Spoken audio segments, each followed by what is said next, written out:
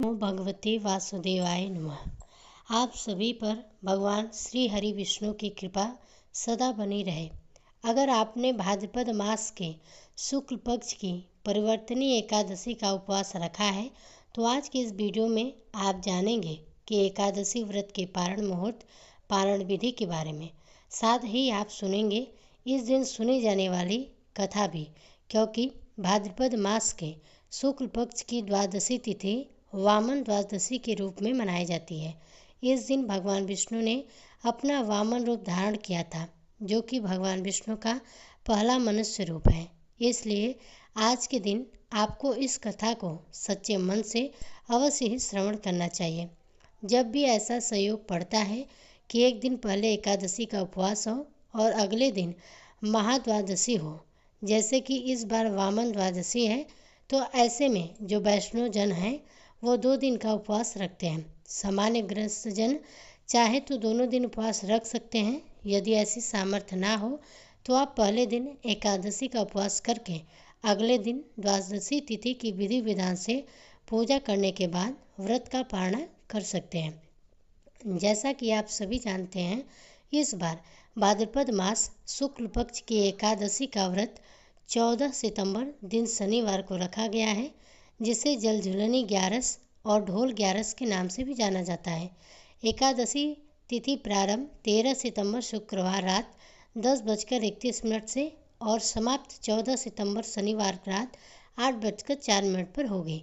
वहीं द्वादशी तिथि प्रारंभ होगी 14 सितंबर शनिवार रात 8:04 से और 15 सितंबर रविवार को सुबह 6:12 पर इस तिथि की समाप्ति होगी। द्वादशी तिथि लगते ही हरिवासर का समय शुरू हो जाता है और यदि आप एकादशी का व्रत रखते हैं तो यह आपके लिए जानना जरूरी है कि जब तक हरिवासर रहता है तब तक एकादशी का व्रत नहीं खोला जाता है। 15 सितंबर रविवार को सूर्योदय होगा 6:01 पर, सूर्यास्त शाम 6:26 पर होगा। ब्रह्म मुहूर्त सुबह 4:41 से 5:29 तक रहेगा। इस दिन आप सुबह की पूजा चाहे तो ब्रह्म मुहूर्त में या फिर सूर्योदय से पहले कर सकते हैं। अमृत काल भी पूजा करने के लिए शुभ माना जाता है, जो कि दिन सुबह 9:01 से 10:09 तक रहेगा। अमृत काल में जब आप कोई खास उपाय कर सकते हैं या व्रत पारणा करने के साथ ही इस मुहूर्त में आप दान कर देते हैं, क्योंकि इस मुहूर्त में किया गया दान कभी निष्फल नहीं जाता। और इस दिन राहु काल दोपहर 4:30 से 6 बजे तक रहेगा। हरिवासर का समय, जो कि द्वादशी तिथि लगते ही शुरू हो गया है, वह 15 सितंबर रविवार को सुबह 2:30 पर समाप्त होगा। यानी कि इस समय आप भगवान विष्णु का मन ही मन स्मरण कर सकते हैं, मंत्रों का जाप कर सकते हैं। लेकिन ऐसा नियम है कि जब तक हरिवासर रहता है तब तक व्रत नहीं खोलना चाहिए। अगर कोई भी व्यक्ति जानबूझकर या जानकारी के अभाव में इस समय व्रत खोलता है तो उसके द्वारा खोला गया उपवास भगवान विष्णु स्वीकार नहीं करते हैं। ऐसा व्रत अधूरा ही रहता है। और इस बार एकादशी व्रत का पारणा किया जाएगा 15 सितंबर रविवार को सुबह 6:01 से 9:10 के बीच में। एकादशी व्रत पारणा के लिए सुबह जल्दी उठकर स्नान आदि से निवृत्त होने के बाद हाथ में संकल्प लेकर अपने द्वारा किए गए उपवास का पुण्य फल भगवान के चरणों में अर्पित कर दिया जाता है। दान की सामग्री या भोग पकवान जो भी आपने तैयार किया है उसे भी भगवान के समक्ष रखें। धूप दीप जल मंत्रों का जाप करें और द्वादशी तिथि का कथा श्रवण करें। फिर तुलसी माता की पूजा करें, क्योंकि रविवार का दिन है। ऐसे में लोगों के मन में यह भी प्रश्न होगा कि क्या रविवार के दिन तुलसी माता की पूजा की जा सकती है। तो देखिए, रविवार के दिन तुलसी जी में जल नहीं चढ़ा जाता है, लेकिन पूजा सुबह और शाम दोनों समय ही की जाती है। तुलसी माता के समक्ष बैठकर तुलसी चालीसा का पाठ या तुलसी माता की कथा का श्रवण करना चाहिए। फिर अपने सामर्थ्य और श्रद्धा के अनुसार यदि हो सके तो किसी ब्राह्मण को या वैष्णवजन को अपने घर पर आमंत्रित करें, उन्हें भोग प्रसाद देकर स्वयं भी व्रत का पारण करना चाहिए। व्रत का पारण हमेशा निर्धारित मुहूर्त के अंदर ही करना चाहिए। और व्रत का पारणा आप तुलसी के पत्ते, पंचामृत या जल से भी कर सकते हैं। ध्यान रखें, भगवान विष्णु को जो भी भोग लगाए हैं उसमें तुलसी के पत्ते अवश्य रखें। इस दिन आप भगवान विष्णु को आंवले का फल या आंवले की पत्तियां भी अर्पित कर सकते हैं और व्रत का पारणा आप आंवला खाकर भी कर सकते हैं। यदि आपने द्वादशी का उपवास रखा है तो आप सुबह के समय सच्चे मन से पूजा करें और केवल फलों या फलों का जूस सेवन कर सकते हैं और दिन भर उपवास रखें। शाम की पूजा करने के बाद आप फलाहार ग्रहण करके फिर द्वादशी तिथि के अगले दिन व्रत का पारणा कर सकते हैं। आज क्योंकि वामन द्वादशी है, इसलिए अब आप सभी भक्तजन सच्चे मन से भगवान विष्णु के वामन अवतार की कथा सुनिए। भगवान श्री हरि विष्णु के वामन अवतार की कथा श्री महादेव जी ने यह कथा देवी पार्वती को सुनाई थी। महादेव जी कहते हैं कि हे पार्वती, प्रहलाद के विरोचन नामक पुत्र हुआ। विरोचन से महाबाहु बलि का जन्म हुआ। बलि धर्मजीत, जितेंद्रिय, नित्य धर्मपरायण, पवित्र और श्री हरि के प्रियतम भक्त थे। वे महान बलवान थे। उन्होंने इंद्र सहित संपूर्ण देवताओं और मरुड़ गणों को जीतकर तीनों लोकों पर अपना अधीन कर लिया था। इस प्रकार से वे समस्त त्रिलोकी पर राज करते थे। उनके शासनकाल में पृथ्वी बिना जोते ही पके धान पैदा करती थी और खेती में बहुत अधिक अन्न उपज होती थी। सभी गौवें पूरा दूध देती और सारे वृक्ष सदा फल फूलों से लदे रहते थे। सारे मनुष्य पापों से दूर होकर अपने अपने धर्म में लगे रहते थे। किसी को किसी की प्रकार की चिंता नहीं थी। सब लोग सदा भगवान ऋषिकेश की पूजा करते थे।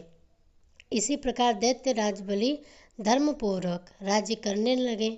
इंद्र आदि देवता दास भाव से उनकी सेवा में खड़े रहते थे। बलि को अपने बल का अभिमान था। वे तीनों लोगों का ऐश्वर्य भोग रहे थे। इधर महर्षि कश्यप अपने पुत्र इंद्र को राज्य से वंचित देखकर उनके हित की रक्षा से श्री हरि को प्रसन्न करने के लिए पत्नी सहित तपस्या करने लगे। धर्मात्मा कश्यप ने अपनी पत्नी अदिति के साथ प्रयो व्रत का अनुष्ठान किया और उसमें देवताओं के स्वामी भगवान जनार्दन का पूजन किया। उसके बाद भी 1 सहस्त्र वर्षों तक वे श्री हरि की आराधना में संलग्न रहे। तब सनातन देवता भगवान विष्णु भगवती लक्ष्मी जी के साथ उनके सामने प्रकट हुए। जगदीश्वर श्री हरि को सामने देखकर द्वित श्रेष्ठ कश्यप का हृदय आनंद से मगन हो गया। उन्होंने अदिति के साथ प्रणाम करके भगवान की स्तुति की। तब भगवान बोले कि हे विप्र, तुम्हारा कल्याण हो। तुमने भक्तिपूर्वक मेरी पूजा की है, इससे मैं बहुत संतुष्ट हूँ। तुम कोई वर मांगो, मैं तुम्हारा मनोरथ पूर्ण करूँगा। तब कश्यप जी ने कहा, हे देवर्षि, दैत्यराज बलि ने तीनों लोकों को बलपूर्वक जीत लिया है। आप मेरे पुत्र होकर देवताओं का हित कीजिए। जिस प्रकार से उपाय से भी मेरे माया से भी पूर्व बलि को परास्त करके मेरे पुत्र इंद्र को त्रिलोकी का राज्य प्रदान कीजिए। कश्यप जी के ऐसा कहने पर भगवान विष्णु ने तथास्तु कहकर उनकी प्रार्थना स्वीकार की ली और फिर देवताओं के मुख से अपनी स्तुति सुनते हुए वे वहीं अंतर्ध्यान हो गए। इसी समय महात्मा कश्यप जी के संयोग से देवी अदिति के गर्भ में भूत भावन भगवान का शुभागमन हुआ। उसके बाद 1000 वर्ष बीतने के बाद देवी अदिति ने वामन रूपधारी भगवान विष्णु को जन्म दिया। वे ब्रह्मचारी का वेश धारण किए हुए थे। संपूर्ण वेदांग में उन्हीं का तत्व दिखाई देता था। वे मेखला, मृग, चर्म और दंड आदि चिन्हों से विभास हो रहे थे। इंद्र आदि संपूर्ण देवता उनका दर्शन करके महर्षियों के साथ उनकी स्तुति करने लगे। तब भगवान ने प्रसन्न होकर उन श्रेष्ठ देवताओं से कहा कि हे देवगण, बताइए इस समय मुझे क्या करना है। तब देवता बोले कि हे मधुसूदन, इस समय राजा बलि का यज्ञ हो रहा है, अतः ऐसे अवसर पर वह कुछ देने से इनकार नहीं कर सकता। प्रभु, आप दैत्यराज से तीनों लोक मांगकर इंद्र को देने की कृपा करें। देवताओं के ऐसा कहने पर भगवान वामन यज्ञशाला में महर्षियों के साथ बैठे हुए राजा बलि के पास आए।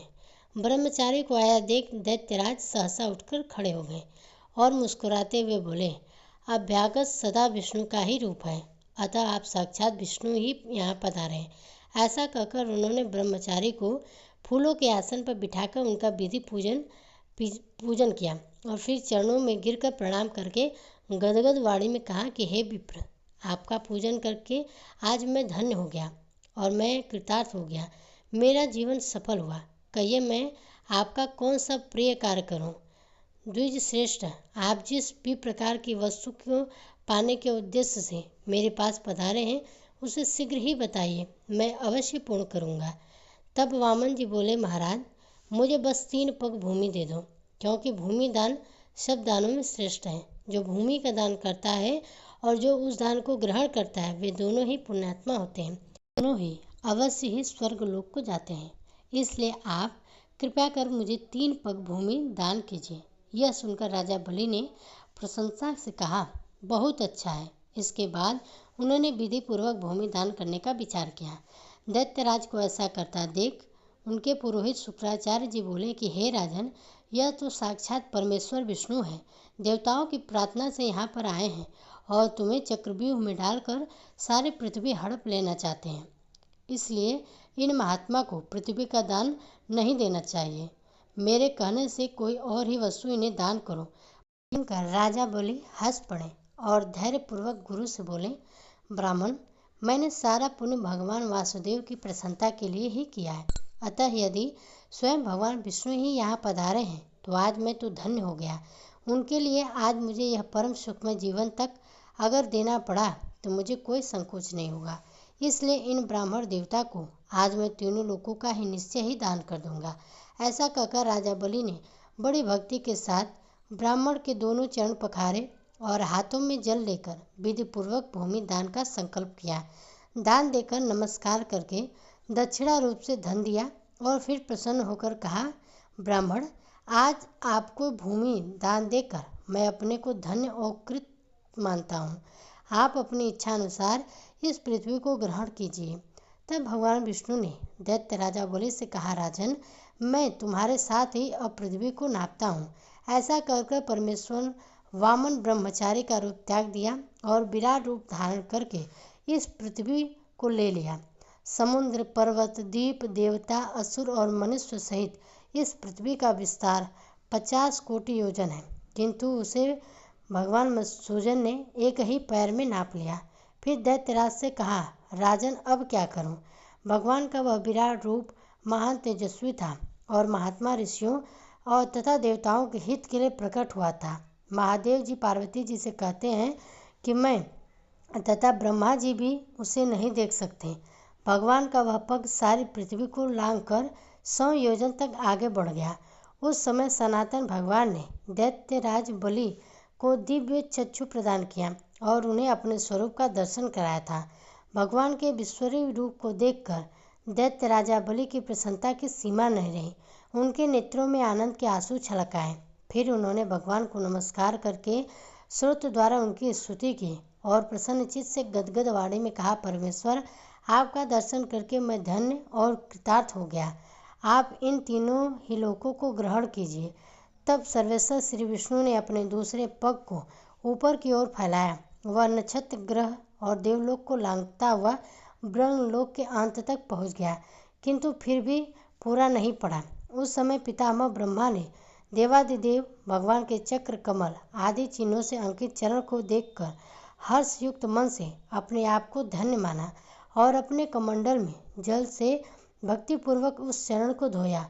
श्री विष्णु के प्रभाव से वह चरणोदत्त अक्षय हो गया। वह तीर्थ भूतल निर्मल जल मेरु पर्वत के शिखर पर गिरा और जगत को पवित्र करने के लिए चारों दिशाओं में बहता चला गया। चारों धाराएं क्रमशः सीता, अलकनंदा, चक्षु और भ्रदा के नाम से प्रसिद्ध हुए। मेरु की दक्षिण की ओर जो धारा चली उसका नाम अलकनंदा हुआ। वह 3 धाराओं में बढ़कर त्रिपत और त्रिशोत्र कहलाया। वह लोक पावनी गंगा तीनों नाम से प्रसिद्ध हुई।